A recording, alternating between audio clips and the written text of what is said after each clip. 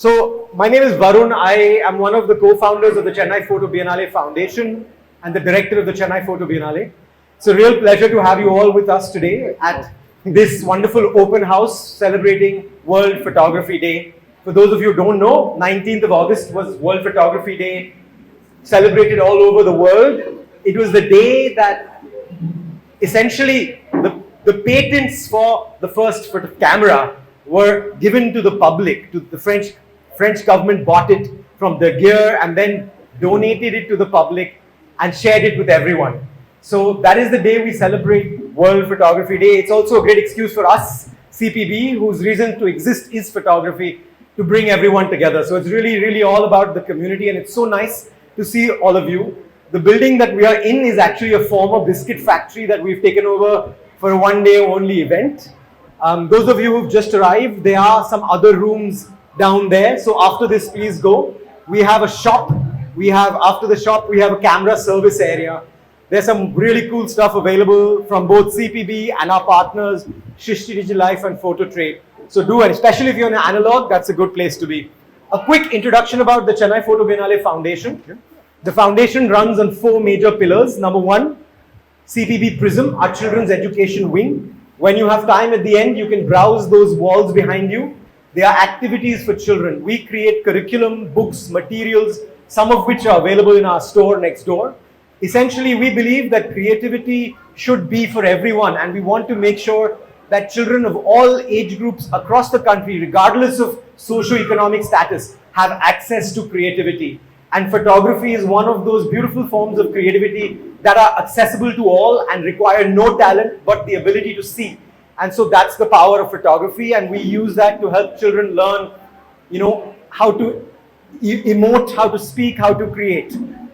So that's CPB Prism. We have CPB Learning Lab, which is both a physical space across the street at the Lighthouse, which is our office.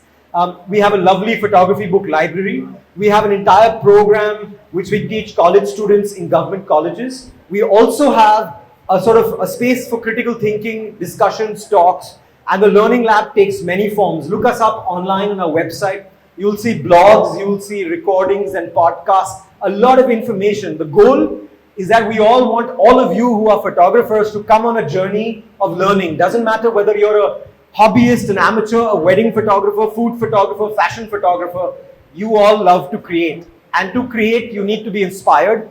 And the job of the Learning Lab is to inspire you, the community. Number 3, the CPB Darkroom, which is my sort of passion project, which sits across the street. It's really been a wonderful journey for the Darkroom. It's been only 1 year since we opened doors, and we've already become a major point of notice for the entire community in India for analog and historical photography.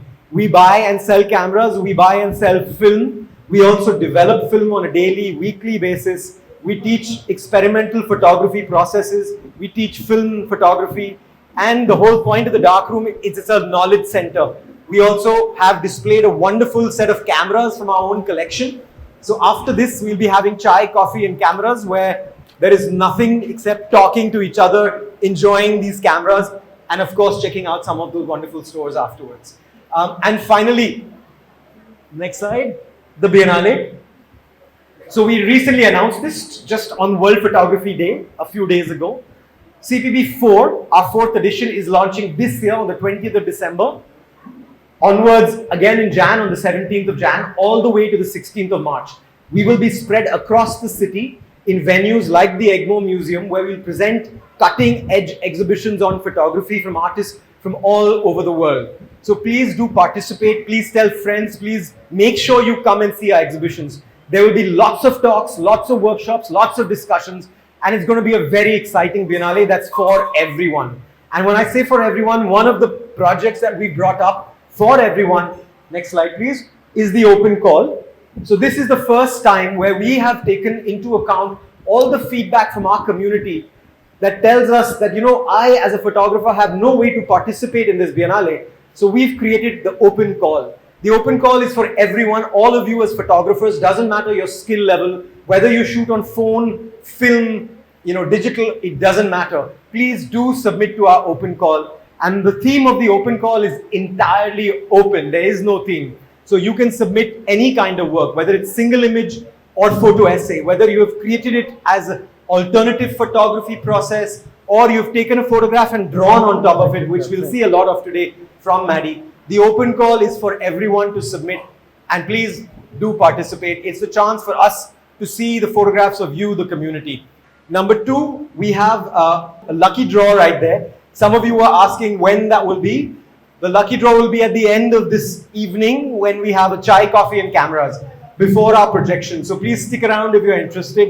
And if you're not, you will get a call saying you won. So don't worry, you can leave. Yes. All right. Without further ado, I'm going to start our session. I honestly was supposed to get a bio from Maddie, which I never got. So I'm going to sort of wing it. Yeah.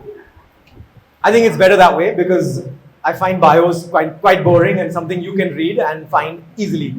Maddie is a really, really good friend, a close mentor, I'd like to say. When I started my career as a photographer, I had hundreds of calls saying, Maddie, how do I charge my clients for this or that? And where do I rent that? And how do I do this? So Maddie has been very kind to me through the process of becoming a photographer. And I think through that journey, we've also gotten to see each other's work grow and evolve in so many directions. Maddie comes, I guess, from an advertising background, like in a way I do too. And you can see his former boss right there in the corner. So I think advertising are the seeds of where he's come from, but there's a lot that's grown out of that tree. The beauty is today's talk by Maddie is the first 20 to 30 minutes will be a small presentation that Maddie has created for us to talk about his creative process, following which we'll have a more easy flowing discussion. And there will be plenty of time for you all to ask your questions. So please do keep those in mind as we go along. I'd request that please don't prompt questions that are very specific to which camera, what film, how did you expose. Those kind of technical questions maybe you can ask offline. But I think today's discussion is more about free-flowing creativity and process. So please, if you have thoughts, the reason I think we invited Maddie to talk, and I was really excited to do this conversation with Maddie, is because I think as a photographer, as an artist myself, I really, really struggle with finding inspiration for personal projects. And personal projects is a catch-all for everything that doesn't pay you money, just in case you're wondering, right? Personal projects are all the things you want to do as an artist, but nobody's going to give you money for it. So you do it under the guise of the personal project. And as a young photographer, I remember having a very dark day where early in the morning, I was sitting there thinking to myself, I don't know what the hell I want to create. I don't have anything I want to photograph. And I don't know where to begin that process of thinking, how do I create this next project, right? I don't have any angst. There's nothing to be angry and sad about, so I can't create. And this world is all about people who make stuff that they're angry about. So how do you create? And I think the beauty of today, what Maddie is going to show us, and of Maddie as an artist is, it's not always about what makes you angry. Sometimes it can be about what makes you curious, what makes you smile. Sometimes it's just something that sparks something else in your mind, a piece of music, a song, a poem. It could be so many things that begin as inspiration. So I think I've said enough to introduce Maddie. It's not formal. I don't know if you want to do any of that. But now I'm going to have, maybe you'll quickly introduce yourself and then your work, Maddie. Yeah? It's wonderful to see a lot of you, special friends, and my boss. I still serve the Gupta dynasty that way. And it's been like great working with all friends here all the time, and then learning from each other, growing over the last whatever years. All of us had different beginnings, but we are all here as friends, as artists who are trying to do something for ourselves, for others, and in that pursuit, in that journey, this moment we share that is really special and precious. When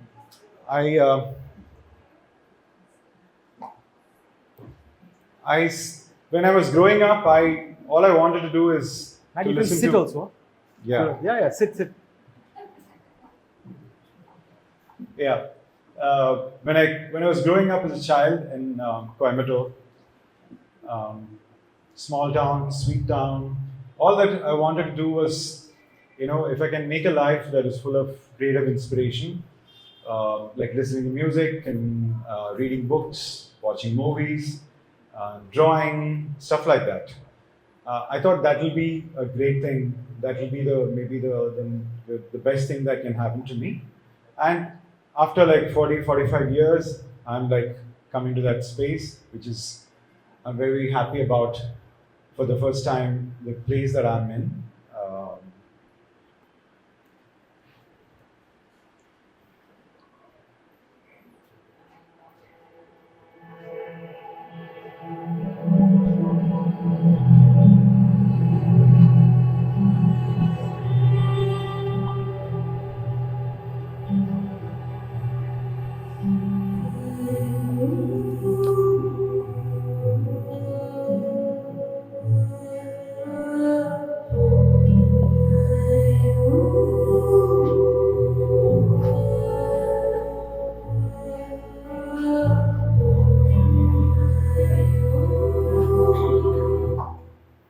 So that's a very short like intro of the title, and then what we also figure is that over time we are making our personal work, and whether we kind of attribute it to some other influences, it basically comes from some spaces that we are not identified yet, or we kind of articulate very well in those spaces.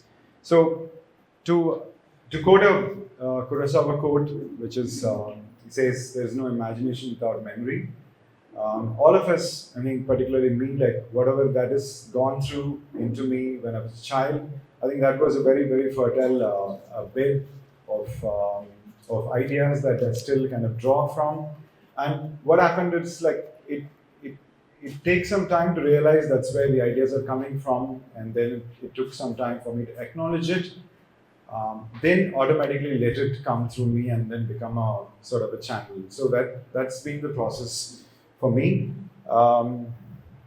Like I told you, like I was a child, I was just always into books and reading books, and then through that I discovered a very what we can say as a metaphysical, magic, realistic kind of a world where anything can happen, where gods and angels and people parading as each other. So that was something that I never questioned growing up. That was something that I took for granted that is how life is.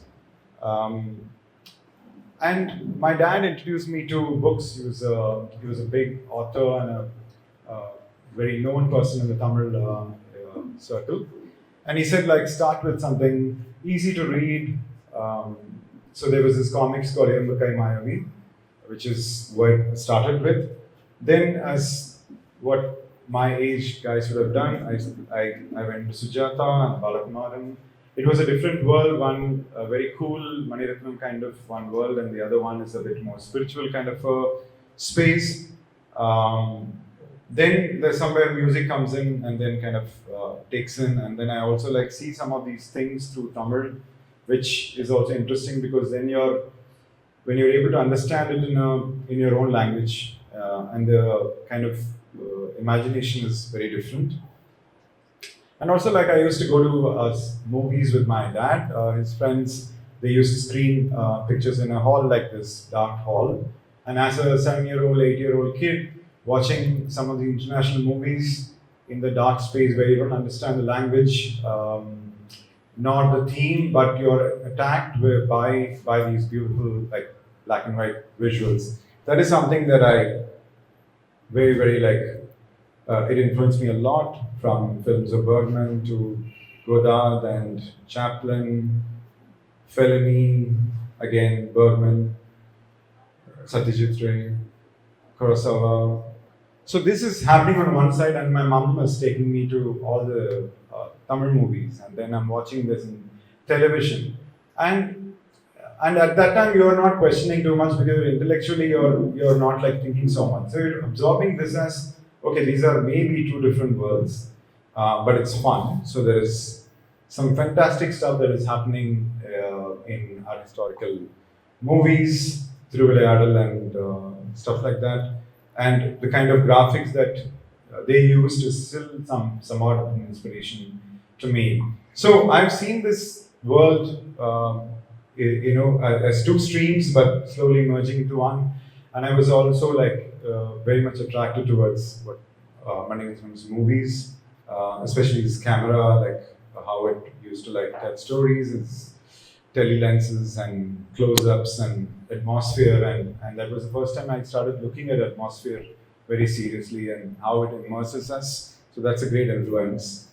So there's many times where I used to sit and wonder, like, okay, there is something there, but I'm still not able to touch it and feel it. There is something in the air, something beyond what we can see. And one side you can think like there is a God, but there is another side you can think that there are some, there is a spiritual essence, intervention, a membrane, ascent, whatever, that is always present. And I've been, from that time, it was just a fun thing to say, oh, there are aliens watching us, or I want to like see this. But then later, now you feel, I'm close to 50, so I feel like this is, whatever I've been feeling that time is real. And there is no separation. So the moment I accept it, it changes a lot for me.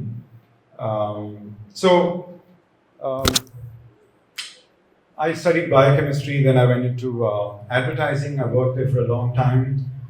So some of my ideas, the way I present, the presentations and the projectors and the sound, and of course, like trying to see one idea that taking legs and running around, all that is from that kind of a discipline. Then I started like writing very rough stuff, but that was my first mode of expression. Then photography came, then films, then drawing came finally. But I felt like whatever that I wanted to what I've been seeing is what I've been like also immersing myself, and that's what is like slowly coming out. Although very roughly, very like rough around the edges, but still, it's very like true to me. So now I feel like, of course, art is a very spiritual kind of an act, meaning at least in this lifetime, in this time, what I am doing is viewing it like that.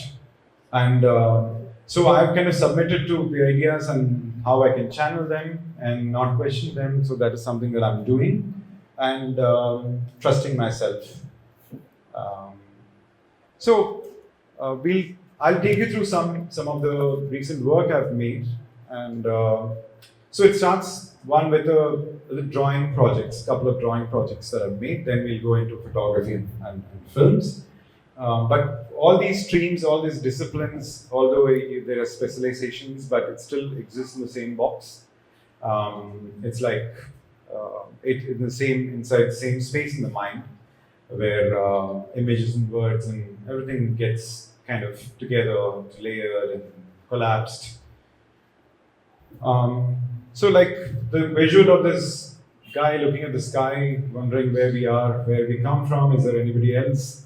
Or are there like versions of ourselves elsewhere? That is something that I've always thought. And this is a drawing I made in 2002, where there is a certain vision of a world where there is no gravity, there is no form or function, and it's all run by choice. And it was a drawing that I made for myself. That time I didn't think that I will make a book later or whatever, but this is something that I really liked at that time, thinking this is my world sort of thing. So from here, the first project we're going to talk about is called Map of Time. The book, I just forgot that I can't see. Yeah. So how we are existing in one space, and then like when we're sleeping, we are not there. When we're dreaming, we are not there. So this is on a physical level, but if you take it on a metaphysical level, that what are the places that we can exist, and is it like a linear journey that like we come back every time to the earth, or is it something that is happening parallelly? That's the question that I've had, and I also feel like so this set of drawings is called Map of Time, and where there's certain cosmos and the essence of that coming through a very tiny, like a flower, and the unfolding of its petals, and the animals and angels that are like walking around that, and so Also, this great divide that we have as masculine and feminine, two forces that kind of balance the world, um, represented by different elements. So this is something that, like I'm automatically kind of, I can draw or I can imagine, and even in writing this comes through. So lately I've acknowledged that this is something that I really like and I want to explore. So in this cosmos, in this form, we can see ourselves. We can see ourselves as flowers and animals, ourselves as time, ourselves as this big, changing seasons and planets. So that's called map of time.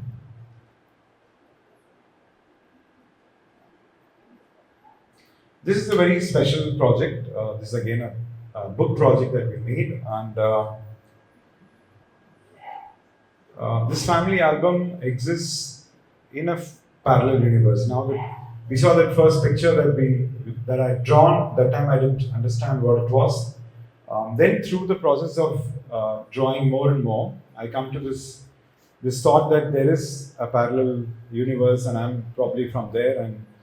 And I don't know, some of you might know there is something called Akashic reading, and then they'll tell you where your soul journey is.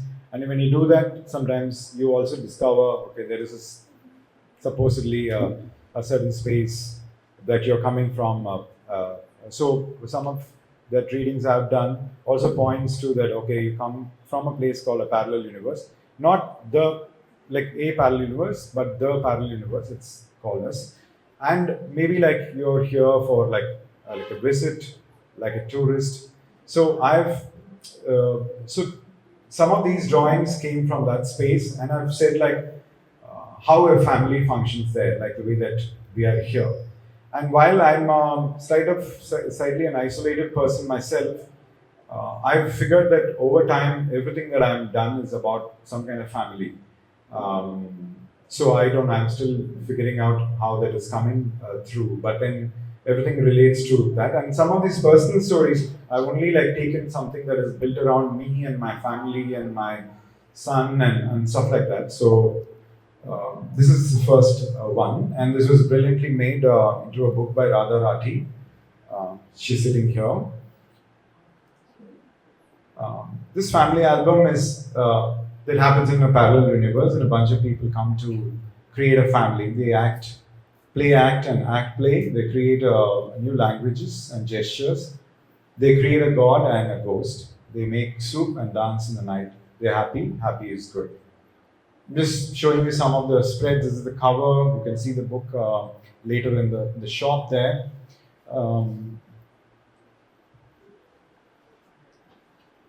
So these drawings came to me what will happen if there was this kind of a universe where there's no gravity or time or any other problem that we are dealing with here, the contracts, and how do we learn, and how do we go back and come back better, those kind of challenges. If it's taken away and then you purely exist for the joy of existence, what it could be.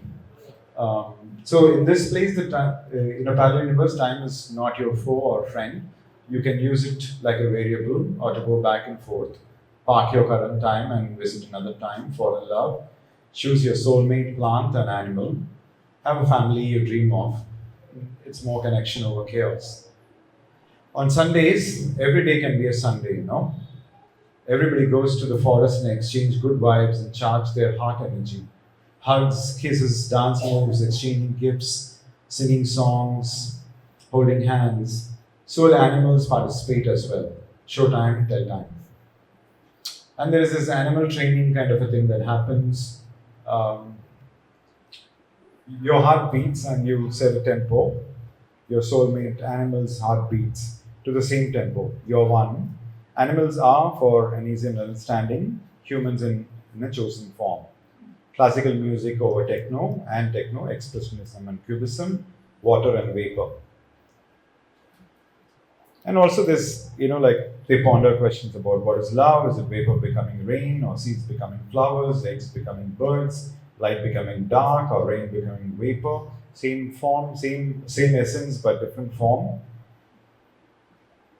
And of course, there are like several other things there, and then it ends with this: outside your eyes, there is a house; outside your house, there is a forest; outside the forest, there is a world; outside the world, there is another world; outside another world, there is a parallel universe; outside the parallel universe, there are your eyes. So again, it goes back to the loop that we kind of like forming, and if we get a chance to like experience that, it will be great. It's something that I've always been thinking lately. So along with that, making books is something that I've learned from my father, and it's a very important activity. And so, like a lot of the projects, we try to convert into books or accordions or postcards. And these are the accordion that one is the book. And again, I can't thank enough that I have a partner like Radha, who's always like changing my life with these important, beautiful bookmaking projects. Is the pacing okay, or you guys? And is it too hot? Then we can switch on this fan. Are you done with the videos? Yeah. Can we There's some more videos. Can we turn on the fan? I think it'll be okay. Yeah, one fan, no? One fan, fine. Without turning off the. Okay, I'll turn on this one.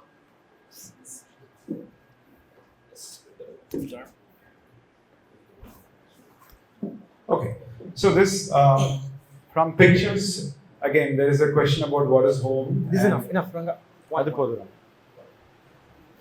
And I'm sure like all of us ask this question spiritually, metaphysically, really like practically, that where is home and what is home, and that keeps changing. Home could have been a secure feeling. It's with your parents, it's with your friends, it's with your partner.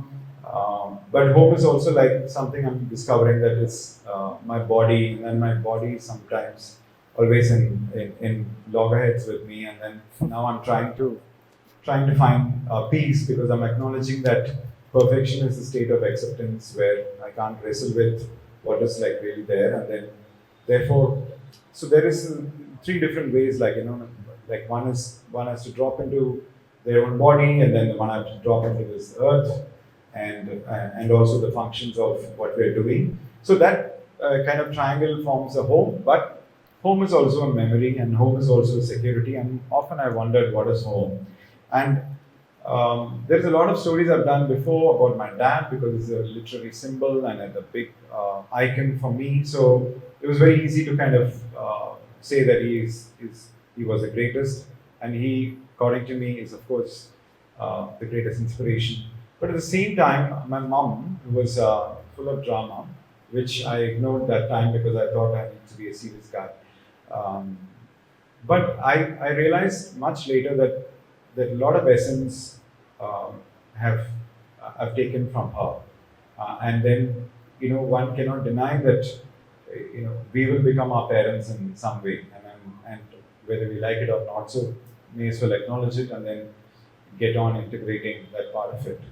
So this home is also like a project I'm showing, because some of the pictures are mine, some of the pictures my dad made, and a lot of pictures are from flea market, slides and pictures that we collected from analog other enthusiasts. So this is also like sometimes as photographers we are stuck on stories that only we have to shoot, but I feel like any picture we can take, and then whether it's from the archives or whether it's from somewhere else, as long as it's legal, it's still like you're still constructing a story, and sometimes that is also important than trying to shoot a certain picture yourself.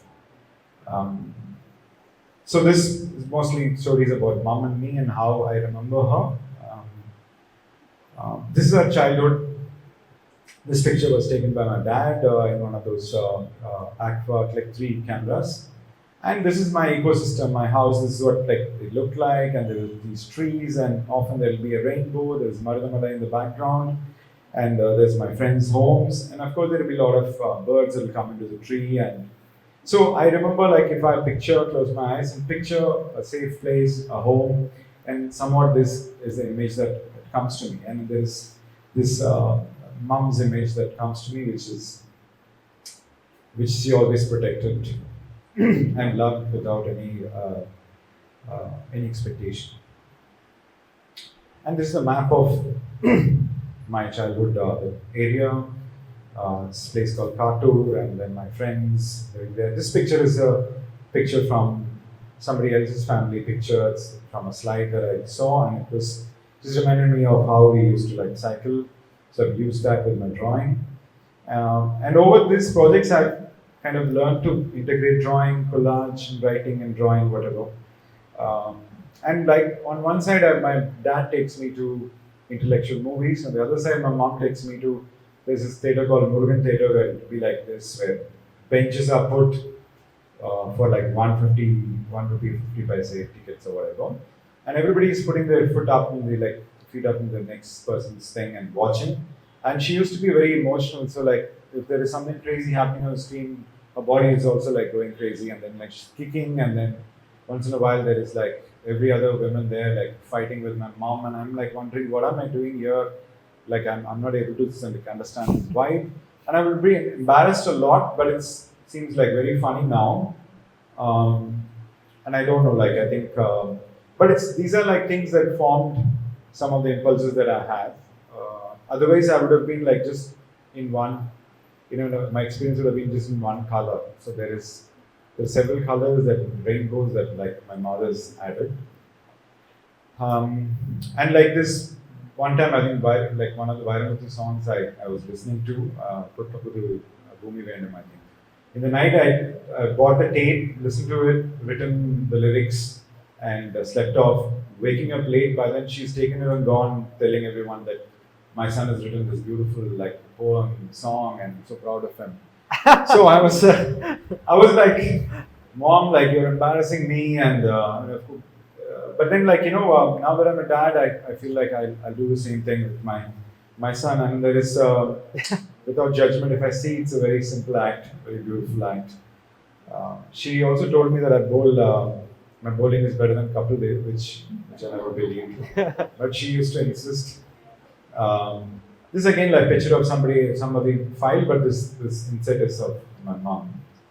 And then some of there are many stories, but one of the things that scarred me, but later I feel is good, is I wanted to play, but she wanted company to somebody from relatives were delivering. So we went to a hospital, and those days I think they're not like fully like closed. So she went into a room, I followed her, and suddenly I see like my aunt, which I later realized, is lying on the table and they're delivering a baby, and the baby is coming out of her body. And I'm like not able to make sense of what is happening. And as a child, it's quite a confusing thing, like you've not like thought about it. And then you don't know whether you scream or not. But then at the moment of time, somebody comes and says, "What are you doing here?" and sending her out. And later only you start crying because you don't know what you just saw. While it's just how you came into this world. Yet it's just a very bizarre kind of act if you have to imagine as a child coming out. But but later, it kind of felt okay. But for like 1 week or so, I was like really traumatized. But this kind of unanticipated experience is full of like what my mom has given me. So unpredictable, crazy experiences is part of her, like being with her. So I do understand now that I'm older. I understand that I did have a home. This is again a picture collage using somebody else's family pictures. It says, now that I'm older, I wonder what home is. We all do feel misplaced philosophically, spiritually at times. Home was once the mother's womb. It was a place where your parents brought you up, where you made friends, fell in love, brought up a family. Home is also an ephemeral feeling, a memory. An important part of my home was sitting in the kitchen with my mom when she made dinner, the way her sari used to smell, the way I could hear my dad speak to his friends in the study. It's kind of an image that gives me a lot of comfort. And to close it out, every night there will be a drama where she will come and tell me like, drink this milk and you will spill it. So after many days, I ask her like, have I ever spilled milk because you seem to. I said no. Then why do you ask? But then only you drink it, and then she goes off. So this kind of bullying that we do with our children, and that time I didn't But these are things that I feel like while I refuse to be a part of life, she was representing life, and she was just penetrating through that into a stoic kind of a personality that was forming. And I do have people like that always coming into my life, who will kind of create that kind of vibration. Um,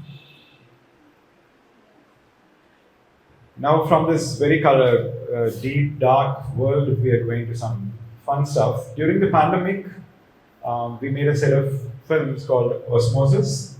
All of you know osmosis is how one thing gets into the other through a membrane. So you're isolated, but there is outside stories that are coming to you. Your inside stories are going out there, and then you're watching it like a membrane, like through these divisions. And Punar, who's a friend, she shot this, and then I put together the music and edit.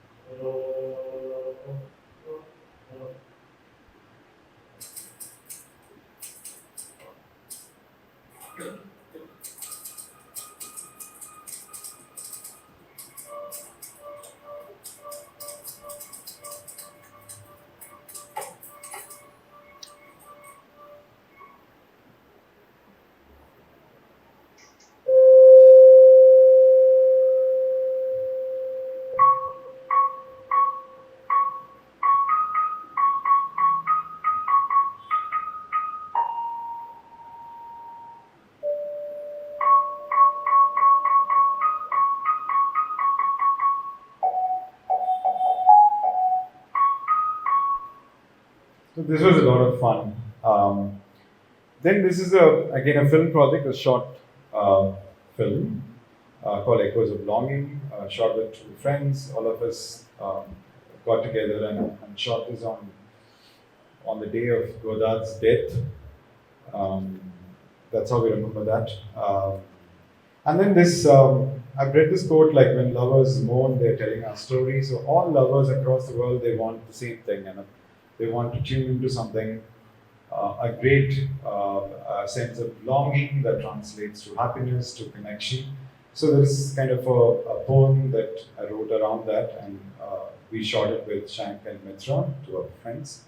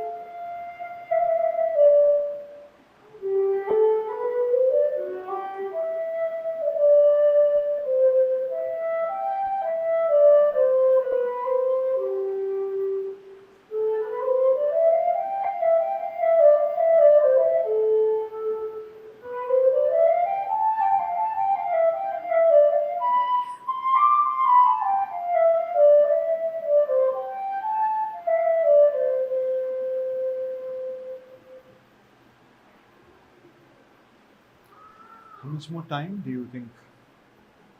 Another 5? Yeah, one more work, yeah. Yeah. One more project. Great.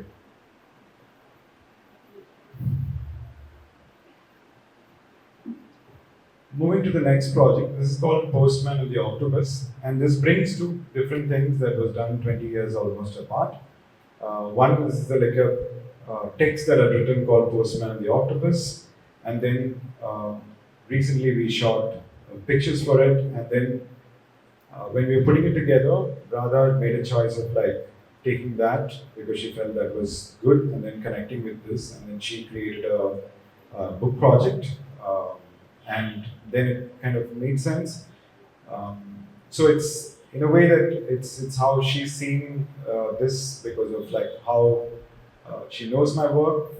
But it was curious for me because like something that I've written so long back, and then something that I'm shooting much later, they're sitting in the same space, and then without knowing, I've said some words and stuff there that are like perfectly coming through now. So it's just a curious observation. The Postman and the Octopus story is about an octopus that goes to the postman, and the postman gives a choice, like, there are different places like fountain and spiral and coin and mystery. The octopus says, I want to go to the fountain, I want to go to the blue fountain, and I want to meet the fairy, and I want to have the biscuits. So the postman says, okay, and then he stamps the octopus on an envelope and writes fountain and sends it off. And this is the journey of that octopus through time, through several revolutions of life, through despair and happiness and whatever, till it arrives to the fountain. And through this, we're also talking about the world that's forming and unforming. So I'll read like a couple of parts, and then we can. The postman stamped the octopus and wrote fountain on the envelope as they began to fly. And then the octopus has feathers that morphs into limbs. It's an angel that can float and fly. Before it became an octopus, it was an ant, then a plant that moved. A plant that had moved in all directions could move up to become a fish that is called the octopus. So on the wings of the octopus, you can see the plant, the ant, the fish, and the flight. Now it's on a stamp. A stamp is a rectangular or a square space, a door that takes you places. A stamp is also a thought and memory you need. During the time of the Big Bang, the world, which was smaller than a coin, smaller than a diamond on the ring, expanded and shrunk many times before becoming the big blue ball that we call home, the place where we drink coffee or tea when we wake up. To drink tea because of the times the world shrunk and expanded and exploded, because the world was destroyed many times before it was made. During the octopus journey, it saw various movies, it witnessed sunset, rains, rivers, it saw the moon, it saw pain, it saw fever, it saw ache, it saw death, it saw beauty, it saw dissolution, it saw the world collapse and regain. From an ant to a plant to a fish that could fly inside water, the flight took almost 1,000 years. In an island in Spain, a little boy throws a biscuit inside its stream. For the fish, it travels deep down, and before it completely dissolves, reaches the fountain with the blue fairy. Some of this is context. This is also during the time, I think, Sid was born after a year after I wrote this. So I feel somewhere, like I play the role of the father, which is the postman, and he is the octopus, and somehow I'm bringing him to the world. I'm becoming an eight, bringing him to this world. So it kind of connects with me like that as well. I'll show you some pictures. The book is also there. We'll show it to you later.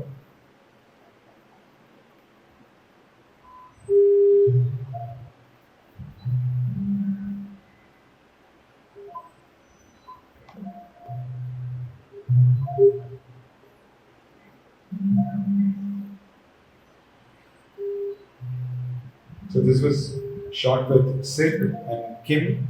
Sid is my boy and Kim is my sister's child, and they were born during the same time.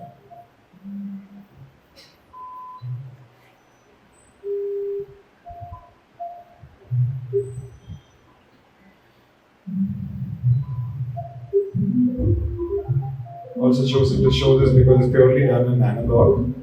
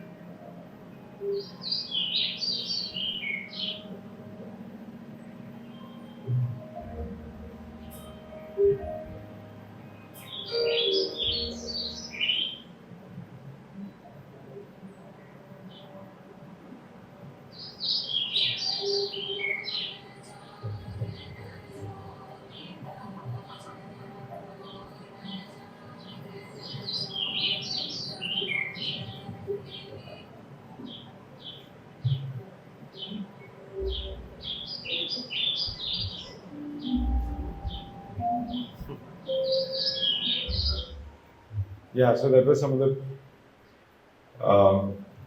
images done, and Varun also wanted me to show something that's purely done out of analog, so this is there. This is the book, I'll just run past it fast.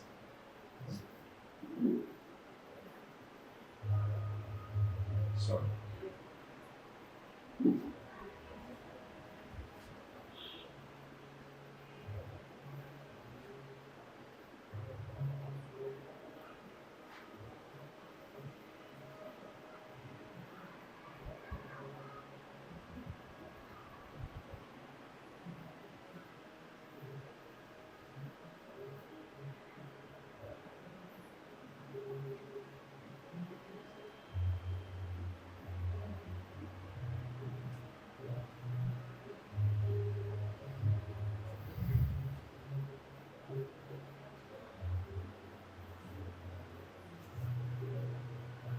I'm also presenting this to say that, like, when you conceive a project, you don't have an idea what kind of form it's going to take.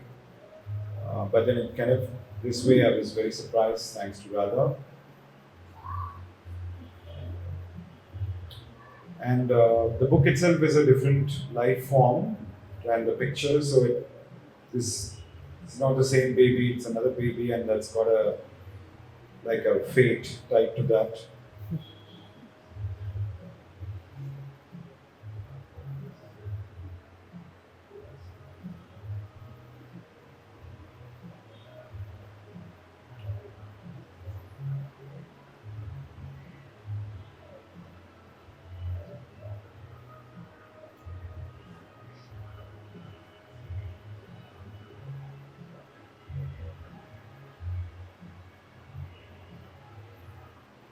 Okay.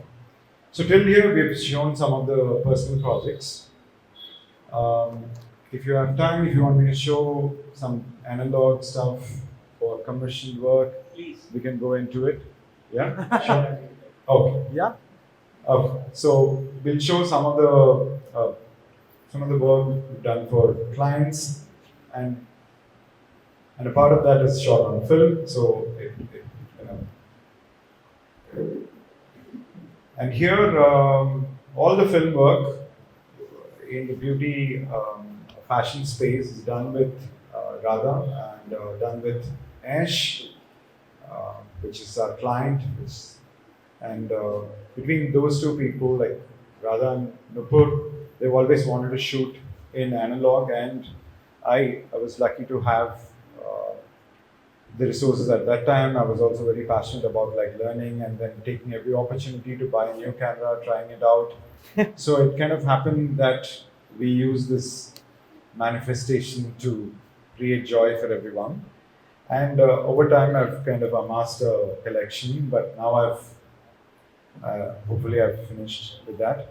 But each one gives us a different feeling. So that was a joy of analog, apart from not knowing what's going to come.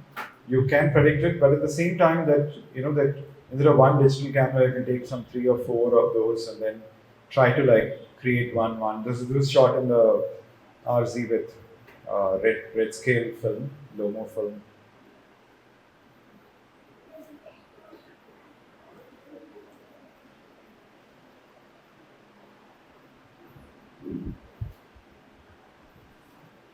A lot of these black and whites were also developed by Karthik this year. And this is shot in pen, that 72 frames. camera, this is how the sheet holds up as diptychs.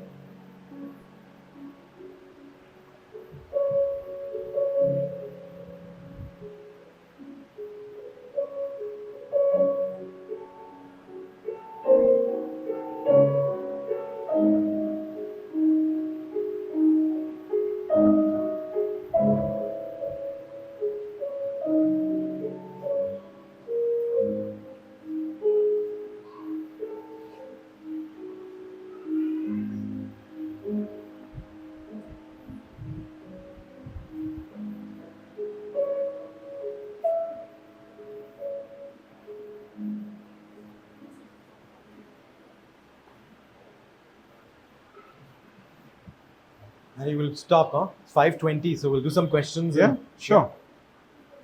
I think otherwise we won't get any questions in. So we'll take a pause from. Thank you for. Thank you. Hello. No, it's that. Thanks, Maddie, for sharing so much. I'm sure we'll see some more pictures in a few minutes, but I think maybe you can catch a breath and I'll prompt you some questions. Yeah, thank you. I think there is more work that he'd like to show us, and I was hoping some of that can happen. Oh no, he's going to show us some more. Okay, it's fine.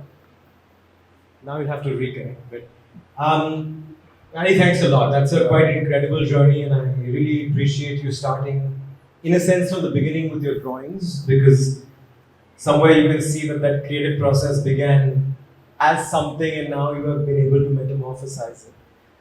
I mean, there's many themes one can pick on, and because at some point I'd like the questions to also go to the audience, I'll prompt a few, and then you can all ask a few questions whoever would like to.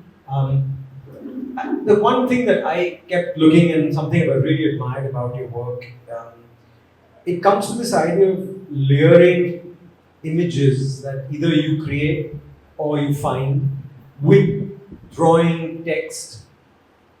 My question is, what prompted you to go down that path? What was the motivation that took you saying, you know what, this image is not enough? Because as photographers, often we are so in love with our photographs that it feels sacrilege if we give it to someone and say, oh, don't crop it, don't edit it. I want to be in control. One, it's this surrendering of control because you're working with the partner Radha, who is then taking control of the image sometimes, taking it in different places. What does it take for you to surrender? I think that was one part of that question. And with that, then you've almost built it as part of your practice to then not be satisfied with just the image. And then you want to add layer after layer. And I know there is one project which sort of is rooted in that maybe you can show us a few images from. But I think before you show us images, maybe just talk us through that thought process of what brought you to that stage where you took that leap with that first image, and then that meant something, that made you feel something, and then you proceeded from there. What was that leap of faith, and then maybe you can show us some pictures of maybe that project that roots itself.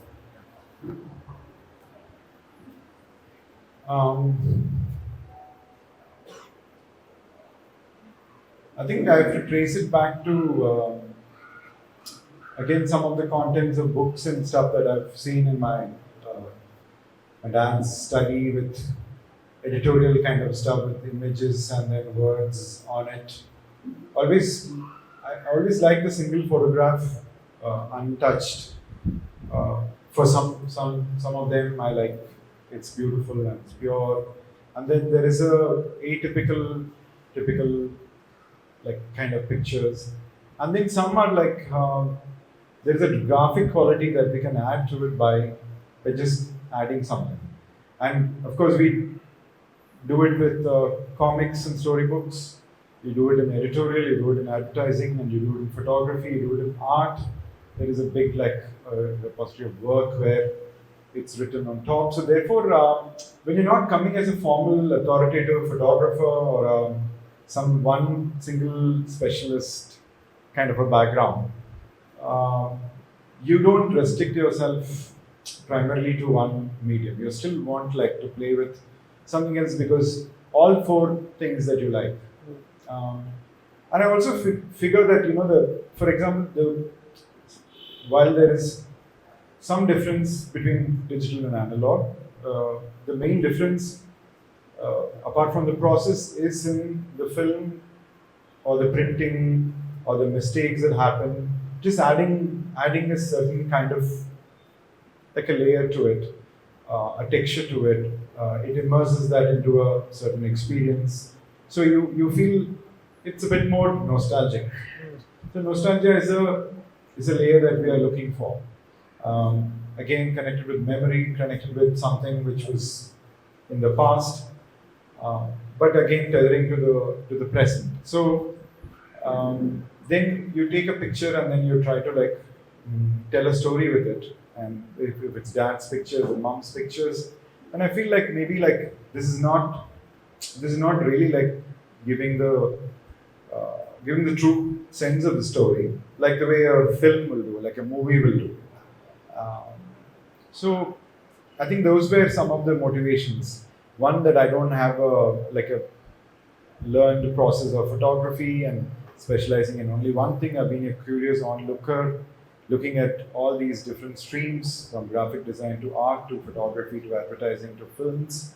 So when I approach a project, it feels naturally that it's okay to kind of borrow things from different streams. And it's also when you're talking about somebody, you're always remembering how the smell was in that place, or whether the weather was bad, or you're not just remembering their face or conversation. And also you're not telling from the beginning you're not starting there, you're starting with on the way something happened. So these are all things that we're looking at to make it a bit more personal. So that I'm trying, so some of the results become like this in my own projects. In other projects, of course, we give it out, and whatever happens to that, it happens to. Sometimes Radha takes it, and the first time I was really heartbroken because on a commission work, I didn't want it to be ripped apart. But now I feel like it is once you make it, then you can't have the arrogance of keeping it as yours. It's done. It's like I can't dictate my son. He has to become something like that. I'm happy that he's being there, and then he was out there in this world, and maybe some of those things also I think of, though I'm not completely going to be okay if that happens. But this is one way to internalize that, the absence of control. And sometimes you go to places that are out of control. You go to a job recently I've been shooting videos, and then I don't have formal training. All I know is that it needs to look in a certain way. So that is an unknown. And then when you go unknown, then there is no control anyway. But of course you're prepared for whatever joy that comes, conflict that comes, but then you're experiencing the moment, and then you're creating something out of it. So therefore, it's a step-by-step process that is going on. And even today, if you give me like a magazine when I'm doing nothing, I'll be drawing over it, because then I feel, oh, it's starting to make sense to me. I've made it my own. It's like making a tattoo in your hand that like the hand is also yours, but now with the tattoo, with the wrinkles, you feel it's much more your own. Something like that. Yeah. Do you want to show us that project with your dad? I can help yeah, you. Sure. It's going to look like that mom's project. So,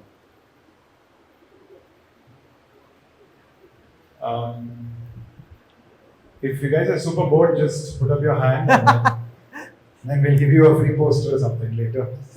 There are free posters, so you have to wait.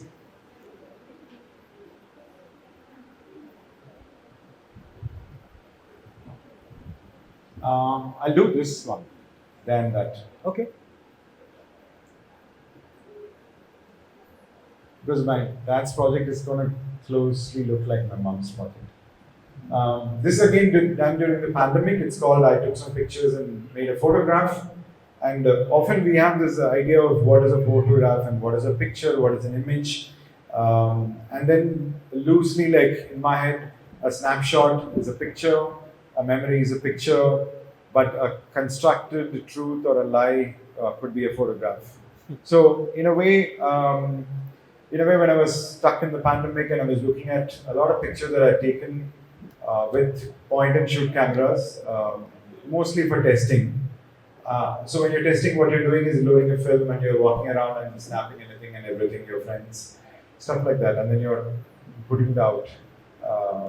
And your scans are there. Then you realize that those kind of pictures are comforting right now than the constructed truths or semi-truths, medium format, glory and polished work, stuff like that. I think that has its place, but this is it's like a good junk food that you're like feeding your soul with. So it's called I took some pictures and made a photograph, and this one picture was not enough because it's always seen in the context of you loaded like a Canon 35 AFM with this and it didn't work, and then you shot this guy, and then next week you went to Pondicherry and you shot something, then you got back and the film got lost and finally you came back. So there is a lot of those things happening, and so those were all like layered as different experiences together. And I feel now from all the pictures I've made with some drawings, finally I've been able to construct an image or a photograph out of it, and that probably means something. And some of these projects have also been showcased or chosen for print across Canada or like UK or whatever, and they liked it because it responds to the pandemic in a very chaotic but structured and a fun way.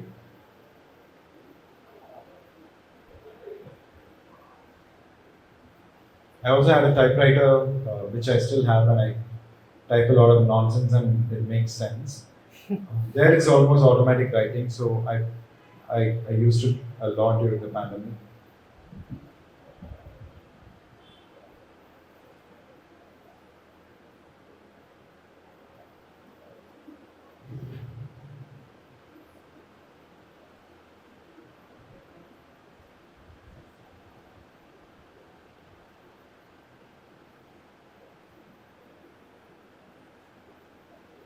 And also now we are constructing that the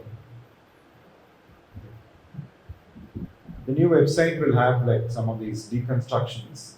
For example, this is how the pictures were made. So you can physically move the images in the site. So these 5-6 images I would have brought it together to make this drawings.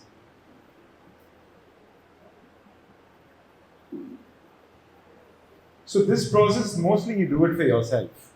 It's just fooling around, and then like you have to do something else, but you're on Photoshop because you've discovered like some 2 pictures here and you're layering it, then you're cutting it, and then you're just seeing like, okay, 1 picture works, can 1 more work, can 1 more work, then can 3 work, then can 6 work, can 10 work, can I make a book with 20, and then can you reduce it, So some of that is brought me like immense joy, which has never been planned.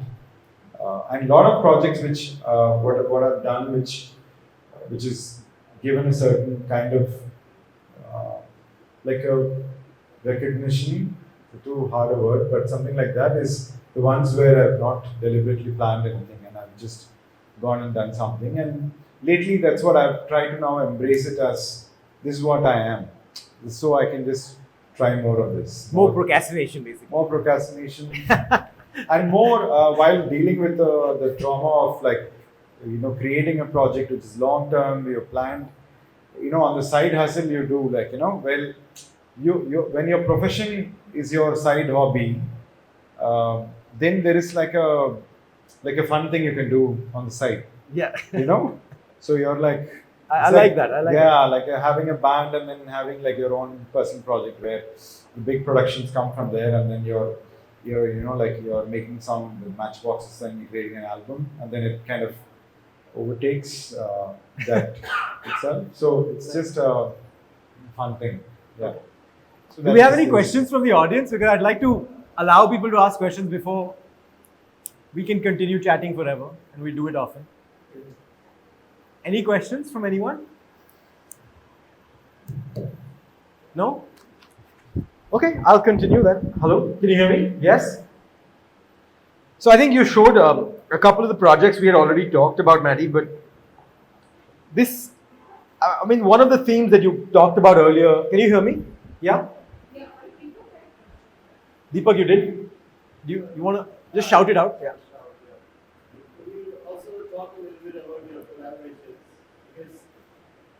Seem to work with many layers. One is your image making, but there is also a human in front, your interaction with them, and your partners that you collaborate, and also like all the props and many layers of making the image. But that's a collaborative process, right? Like you go through step by step and you make a lot of decisions along the way. Yeah. So, but since all the images are like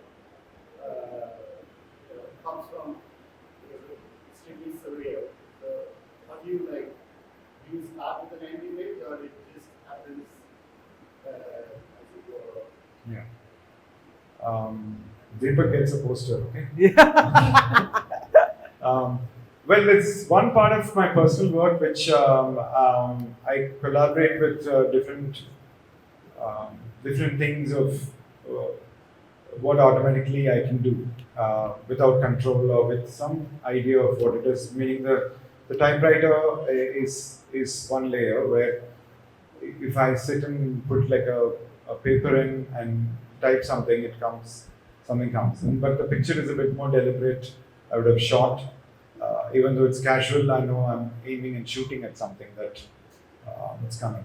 But the layout and the story where it's going to sit in is unknown. So this is one which is I collaborate with my own devices of my own mind. But then taking it away, whether it's a advertising project where we're shooting for a brand, or whether it's a collaborative creative project, then or these projects where I draw and then like Radha takes it and then makes it something. So there are different types of interventions that are possible, and then I enjoy all of these because one, you're constantly curious about what it's going to become, like when you're handing over or when you're collaborating, and then halfway you're going, and then you're trusting the other person, although you're sometimes fighting with them, but it takes you to a certain unexplored territory. Even that emotion of anger is pushing you towards exploring something. But on a good day, like you don't have a fight, but then you are able to imagine things come together and then say like, oh, this light is good, this way it can come together well, and then like you and I can see eye to eye.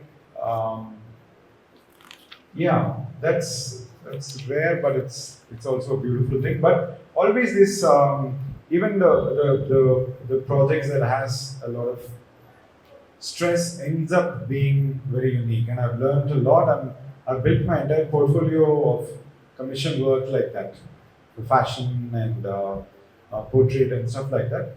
With advertising, it's a different kind of intervention because you're tuning into the aspiration of the brand, which, like a shrink, you have to interpret sometimes while they are saying it, but because you know imaging world, you're trying to like say, oh, so you mean that you feel when you're sad you will look a certain way and then you won't give away your phone to somebody else. They say yes, then you kind of create like one more layer of your experience into that. And it's also the second level of problem solving. They have, it's whether it's a vitamin or a painkiller, you're giving them something that is elevating their life, their mood. And also like one of the clients told me long back that, give me something to dream about. And it's one of my first gigs, and I still like remember it because I thought it was a very beautiful thing to say to a photographer because, like I want to see your picture and I want to remember like what I started with and what I'm doing, and then like how it kind of enhances my life every day, and those I keep in mind. Um, yeah, somewhat something like that. Some more questions? I'm sure there are more. Don't feel shy. You can just shout it out. Anyone? Yeah. So I see that you don't restrict to any particular form of art. When you have something, you utilize, whatever is possible to bring out your own vision. Sometimes you do not know what's the outcome is going to be, and sometimes you have something that you want to bring out that you already have in you. So my question is like, someone like, just starting to see how I can bring what's going on, within me, and so far a lot of thoughts and memories are created in me. How to bring that out and where to start, and initially what kind of struggle will be there, and from your experience in the initial days, can you share some thoughts that would help those who try to explore this path? Sure. To get. Yeah, sure. And whatever struggle that one would have gone through in their 20s, I would have also gone through. So, and it's not like I found a solution for it, but thinking back and then putting it together with what I'm doing now, there are some things that are more obvious from where I am in the position of like experience or age or like how I'm seeing it. So it's only coming from that. So take it from with a pinch of salt. It's not like I'm trying to force a certain advice or anything. In 20s, your struggle is more about identity, and then like how you can make a certain money, how you can see a girl and get married and things like that. So there you're not you're aspiring to be somebody else that you're probably will become in the future, but you're not yet. That's one thing that can happen. And with confusion, we don't acknowledge our work also. We don't acknowledge our body. We don't acknowledge how we look. So that what does it that separates us from what is really happening, and in that separation, there is no. I think that is one critical problem that happens at that time. Like you are looking at a showroom window and thinking that's the kind of clothes you want to wear. That's how you want to look. Your body is not ready for that. So you're rejecting your body, you're not able to accept that body, and you're falling somewhere in between. Now, this happens with a lot of profession-wise, relationship-wise, work-wise at that time.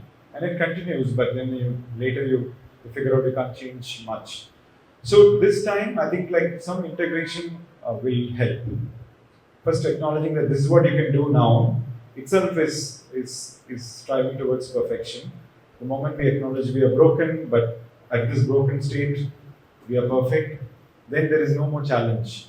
We are not fighting that every day. This is our body. Right now, this is what I can deal with. It's fine. So to do this, you can do some process. Like a lot of people start on journaling, just everyday automatic writing in the morning about whatever you feel or whatever ideas are. That way you're expressing. You're expressing without anyone from the world to come and acknowledge you, anyone else to come and acknowledge you. And 20s, that's what is also happening, because till you're college and this thing, you're happy doing things yourself, whether you're going out with your friends and creating something and playing. But then you somehow believe that you've come to a stage when you're 20, and then people are watching, and then you have to perform. And you're not ready to perform. So the same thing happens, that you don't perform your own thing, and then you not ready to perform the dance that the world wants, then you're like shrinking, somewhere in between, and then you're blaming the society, not acknowledging that you're part of the society too. So this kind of conflict, it is difficult to deal with, but it could be a starting point. Apart from investing time in actually learning the skills one side, and then like trying to, if your profession or if you're whatever you're doing, if you can tailor it to give you some amount of fun, some joy, then you're still in a safe position. The problem is when you're a photographer and you're not even shooting and you're not like thinking that this is giving me joy, then there is a problem. Meaning, or maybe if you're a commissioned photographer, then you're waiting for the gig. But then if you want to be an artistic photographer, want to express, then if you're not shooting, if you're not exploring other people's work, if you're not reading, stuff like that. The third way is to go away from, of course, playing the photography itself and go into other areas that will inform you, like reading or like theatre or something else that will stimulate, or listening to, like, go back to your uncle and aunt and like the elders in the family, and then without judgment listen to what they are doing and things like that, so if we don't do that, then at 40s we have to come back and somehow struggle and wrestle and integrate. So that's what I've found, like all of us have gone some 7 kilometers this side of the body, and then 10 kilometers that side of the mind, and then coming back.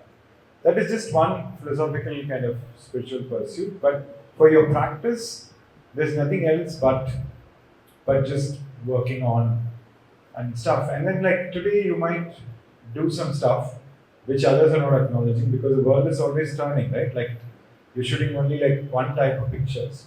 But then if that is what is coming to you, if you shoot long enough, there'll be like in 2 years, 3 years time, that will be the trend or something like that, Rather than following some other trend and then that falls like off the wayside, you're also not ready for like that change. So always that inherently acknowledging that this is what I'm trying to do, this the song that I'm able to write, this is a drawing, or this is how I can function. And if you acknowledge it, it will happen.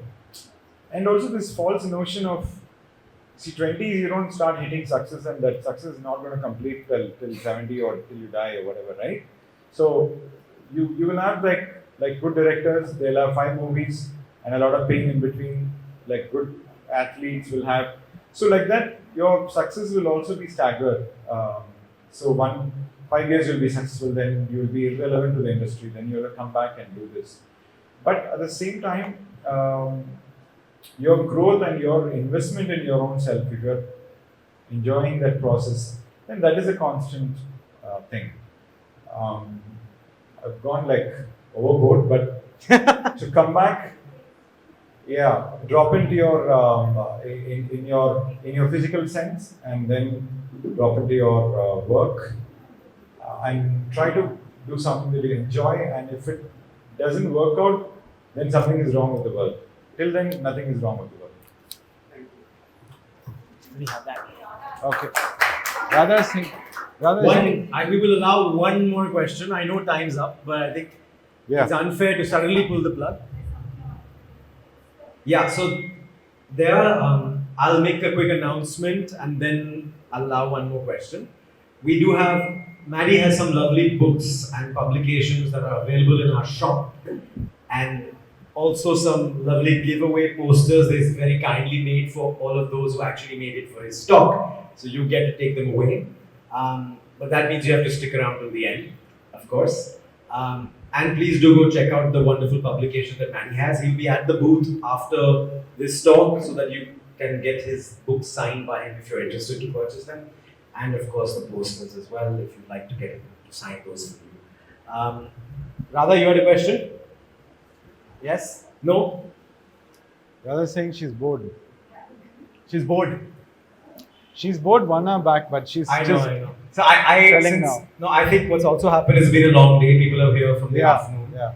So I'd like to really bring the conversation to an end, but I know we have chai, coffee, etc. here for all of us to hang out and have lots of little offline conversations with Mandy, which I find a lot more useful. Did I hit all the announcements? Yeah? Sorry? Okay, so yes, okay.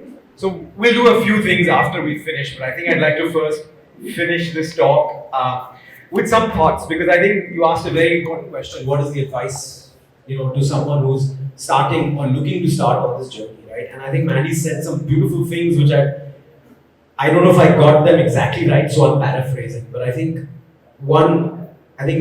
it's about making for yourself and not for anyone else. It's not about the validation. I think I started by saying this is a man who has taken personal projects and pushed them quite far. And you've seen that in the work. And I think those personal projects were, like he said, they were made for himself, not for the validation or the appreciation or finance or awards, etc. He makes for himself first. And I think there's a lot of spontaneous creativity where he is making images without necessarily knowing where and what is going to happen to them. And there's this element of chance, of course, that analog brings to this. But I think my advice to all of you is don't think, oh, I need to shoot analog to be like Maddie or to be creative.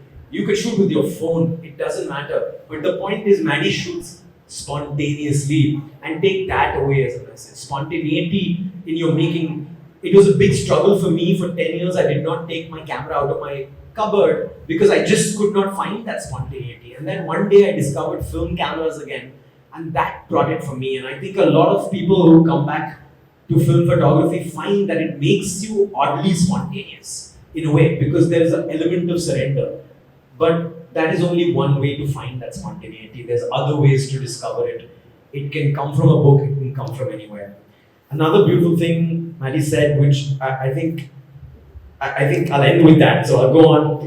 One is the element of trust. You have to trust yourself above anything else. That there are no mistakes in a creative process. There is no, oh, that is a bad image. And I think often in our education system where we've grown up, we've learned to even look at art as right or wrong, right? And I think that's something we try to counteract in whatever we do in CPB. But I think you have to also unlearn that there's no wrong color to fill in a place. There is no wrong way to doodle on an image. It's just go with that flow and release that energy, because often we so cagey, we hold ourselves, we actually come in our own way as artists, right? And so how do you go beyond that and push yourself? I think another thing you were saying to him is, and you went off on a tangent of philosophy, saying the body or what you see in a window and how you want to be that, but you are not that, or your body is not like that. And I think what you are trying to say is often in the world of photography, all of us were like, oh, look at that guy's shooting like that. Let's go and try to mimic that. And maybe through that mimicking, I will find something.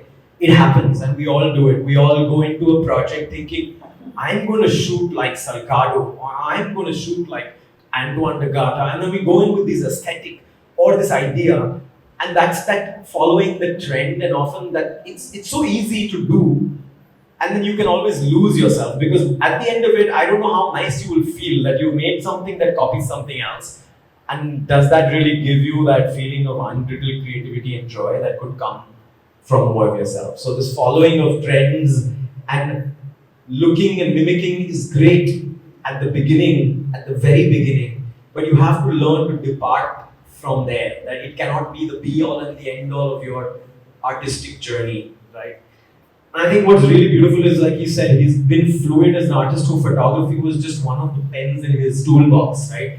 And he's got so many different ideas and tools that he's used to create images or visuals that I think that's also what is very important to take away from this discussion is that you're a photographer, but you should spend time reading. You're a photographer, but you need to spend time reading comic books. You need to spend time looking at cinema because all of those visuals feed back into your loop, into your brain, and you don't know that next image that's going to come, how it's going to come, right? And what's that visual coming off. Mandy, do you have any last words beforehand? Would you like some last words? Just thank you, and I'll just. Yeah, you have something to show. So maybe I'll just say one last thing, and then of course Mandy can sign off with a few last words and something to share with us. But I think something he said is that perfection is a state of acceptance, right? And I'd like to sort of hand over to him now to finish the thought. But perfection being a state of acceptance, because often in the world of commercial photography, and I see a lot of you I know are commercial photographers, or you do it for a living, we chase a certain perfection. But I think at a certain point, if you learn to trust that this is awesome because I made it, and I made it today, and this is where I am today, own that.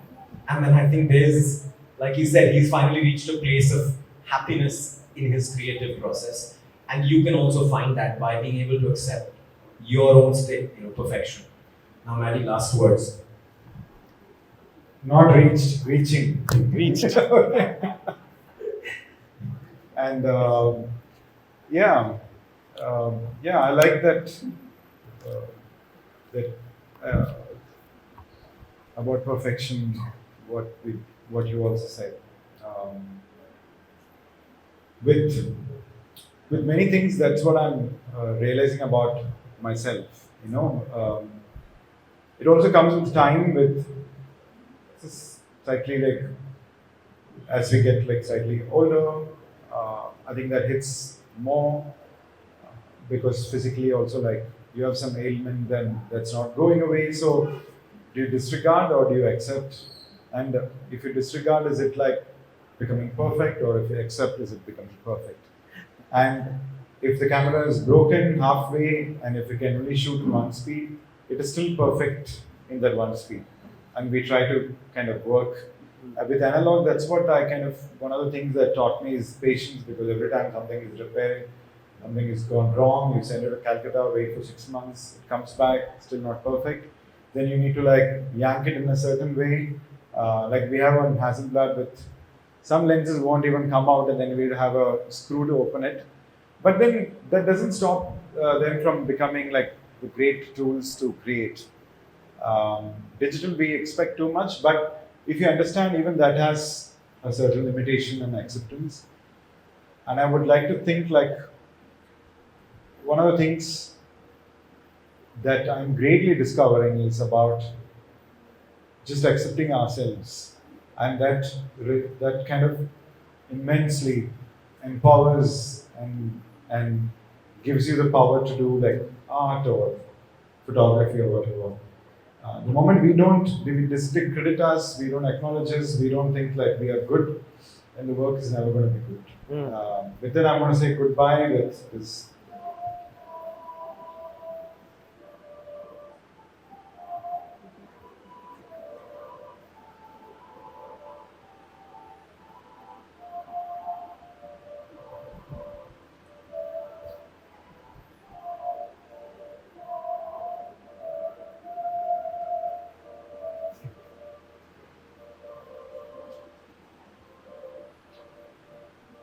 Thank you so much, guys. Thank you so much. Thank you so much. I really appreciate all of you coming here. And CPB from the beginning has been like so good bunch of friends, all of us here. And like the poster that says, all my friends are like super inspiring, bloody hardworking, making great stuff every day, changing lives, influencing goodness, inducing confidence. They grow plants, cook tasty, yummy food, write poetry, prose, and life-changing stuff. Cut sustainable clothes, make beautiful images and movies, create books, graphics. They party hard, love harder. I love them, they love me, and it's damn cool. Thank you so much. Thank you so much. This is available for anyone who wants to take away. It's kept there, like big posters. But you have to go to the shop for that. Wait. Thank you again. Thank you, Varun.